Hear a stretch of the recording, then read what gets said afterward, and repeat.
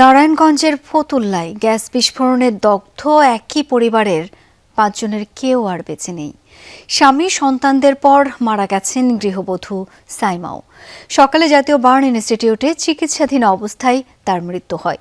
এর আগে একে একে প্রাণ হারান মোহাম্মদ কালাম এবং ৩ সন্তান মুন্না, মুন্নি ও কথা। কথা ছিল ঈদে ফিরবেন সপরিবারে। কালাম গ্রামে এলেন ঠিকই, কিন্তু নিথর দেহে। পটুয়াখালীর বাউফল উপজেলার উত্তর কনকদিয়া গ্রাম, এখানেই জন্মেছিলেন মোহাম্মদ কালাম।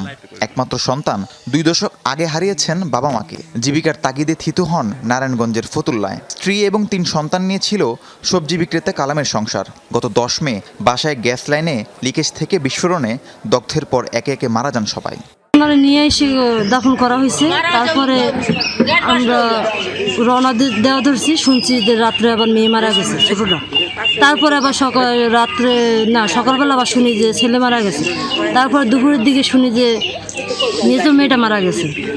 তারপরে আবার তারপরের দিন সকালবেলা, মানে আজকে সকালবেলা খবর পাওয়া যায় যে চাচিও মারা গেছে। ফ্যামিলি একজন লোক না, একজন থাকলো কালামের নামটা অন্তপক্ষে থাকতো ইতে, না কালামের ছেলে বা কালামের মেয়ে আছে, কিন্তু ৫ জন লোক মারা গেছে, কেউই নাই।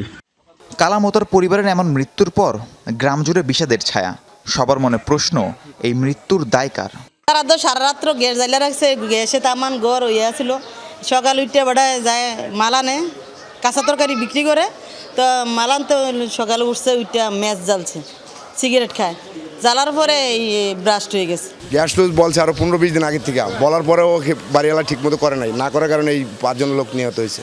সোমবার রাতে জানাজা শেষে বাড়ির পাশে কবরস্থানে দাফন করা হয় কালামের মরদেহ। একটি সামাজিক সংগঠনের সহায়তায় স্ত্রী ও ৩ সন্তানের মরদেহ বাড়িতে নেয়ার ব্যবস্থা হয়েছে।